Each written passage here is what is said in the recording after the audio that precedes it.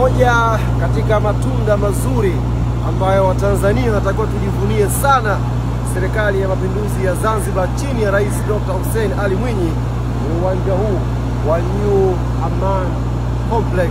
Bwana, uwanja huu sasa hivi una uwezo wa kupokea mechi zote. Kwa mfano, tarehe 27 ya mwezi wa 7 kuna mechi ya malegendari wa Zanzibar inapigwa huko New Aman Complex. Lakini kama haitoshi, serikali ya Dr. Mwinyi bwana kuhakikisha Tanzania haiwi mnyonge.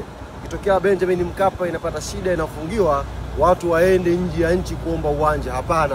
Hapa New Aman Complex, Yanga tushacheza hapa mechi ya Champions League, lakini pia watu wengine washacheza mechi za kimataifa hapa. Kwa hiyo niwaambie Watanzania msiwe na wasiwasi, na moja katika mambo yanatakiwa apongezwe sana Dr. Hussein Mwinyi ni ujenzi wa uwanja huu. Maboresho ya kisasa, uwanja wa kisasa ambao sasa hivi hatuna stress kucheza mechi kubwa hapa New Aman Complex.